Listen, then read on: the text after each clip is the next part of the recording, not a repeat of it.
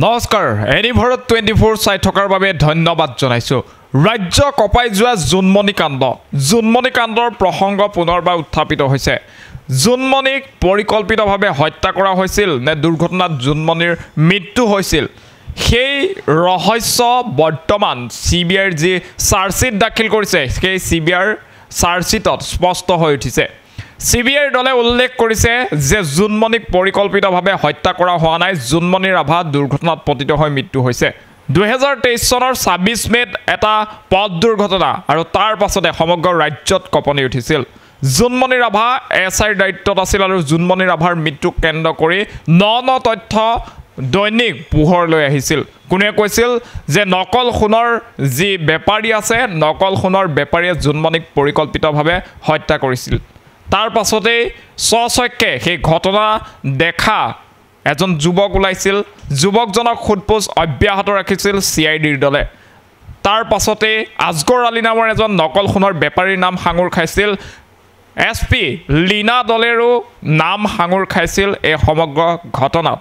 তাৰ পাছতেই CIDৰ দলৰ যি তদন্ত আছিল সেই তদন্তৰ ওপৰত অভিযোগ উত্থাপিত কৰিছিল জুনমণি ৰাভাৰ পৰিয়ালে। জুনমণি ৰাভাৰ মাতৃ লগতে তেওঁৰ যি ভাতৃ আছিল সেই পৰিয়ালে অভিযোগ উত্থাপন কৰিছিল যে জুনমণি ৰাভাৰ যি তদন্ত আছে, জুনমণি ৰাভা আচলতে দুৰ্ঘটনাত পতিত হৈ মৃত্যু হৈছিল নে জুনমণি ৰাভাক পৰিকল্পিতভাৱে হত্যা কৰা হ'ল।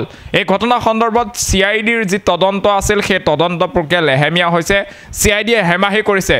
তাৰ বাবে CBIৰ দল আহি উপস্থিত হৈছিল অসমত আৰু CBI দলে যি অভিযান চলালে, CBI দলে যি তদন্ত কৰিলে সেই 8 মাহ জোৰা তদন্তৰ চাৰ্জশ্বিট যি প্ৰতিবেদন, সেই প্ৰতিবেদন এই মুহূৰ্তত দাখিল কৰা হৈছে। কি আছে সেই প্ৰতিবেদনত, CBIৰ দলে কি জনাইছে জুনমণি ৰাভাৰ যি মৃত্যু ঘটনা সন্দৰ্ভত সবিশেষ লৈ অনাৰ চেষ্টা কৰিছোঁ। ৰাজ্য কঁপাই যোৱা জুনমণি ৰাভাৰ মৃত্যুৰ তদন্তৰ অন্ত। নগাঁও সত্ৰ ন্যায়াধীশৰ আদালতত চাৰ্জশ্বিট দাখিল কৰিলে CBIয়ে আৰু 3খন চাৰ্জশ্বিট দাখিল কৰিলে CBIয়ে। প্ৰায় 7 মাহ জোৰা তদন্তৰ অন্তত CBI দাখিল কৰিলে প্ৰতিবেদন। হত্যা অথবা চৰমপন্থাৰ কথা নস্যাৎ তদন্তকাৰী CBI দলৰ আৰু CBIয়ে দাখিল কৰা চাৰ্জশ্বিট অনুসৰি দুৰ্ঘটনাতে মৃত্যু হৈছিল জুনমণি ৰাভাৰ।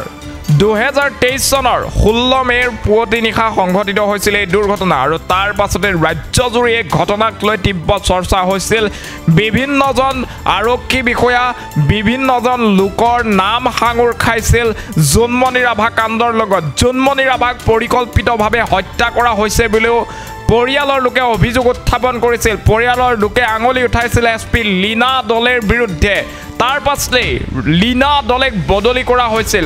সমগ্ৰ ঘটনা সন্দৰ্ভত CIDৰ দলে বিভিন্ন স্থানত অভিযান চলাই তদন্ত কৰিছিল, কিন্তু সেই তদন্তত অসন্তুষ্ট আছিল জুনমণি ৰাভাৰ পৰিয়াল। তাৰ পাছতেই CBIৰ দল উপস্থিত হৈছিল অসমত আৰু অসমৰ বিভিন্ন স্থানত, লখিমপুৰ, নগাঁও বিভিন্ন স্থানত CBIৰ দলে পুংখানুপুংখভাৱে সমগ্ৰ ঘটনা সন্দৰ্ভত তদন্ত অব্যাহত ৰাখিছিল আৰু 3খনকৈ চাৰ্জশ্বিট CBIয়ে দাখিল কৰাৰ খবৰ এই মুহূৰ্তত লাভ কৰা হৈছে। 7 মাহ জোৰা যি তদন্ত আছিল CBIৰ, সেই তদন্ত প্ৰক্ৰিয়া সম্পূৰ্ণ হৈছে আৰু নগাঁও সত্ৰ ন্যায়াধীশৰ আদালতত চাৰ্জশ্বিট দাখিল কৰিছে।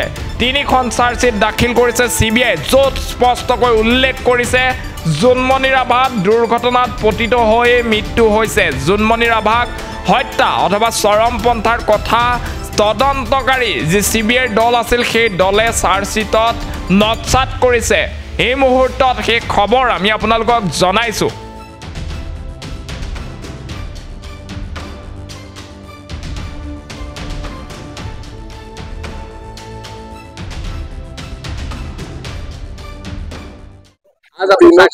तीनों केसों में हमने फाइनल रिपोर्ट जो है CJM कोर्ट नगांव में कल दाखिल कर दिया है। कल फाइनल रिपोर्ट कल तीनों केसों में दाखिल कर दिया है। बाकी आप प्लीज वहां से कीजिए।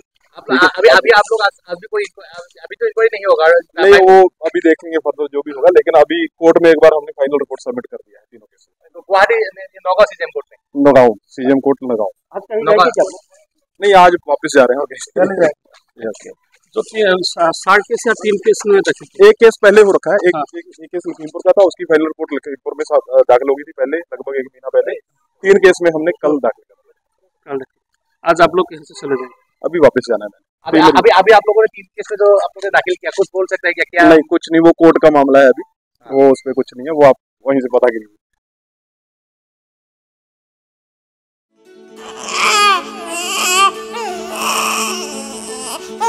অভিনন্দন, আপোনাৰ এজনী ছোৱালী জন্ম হৈছে।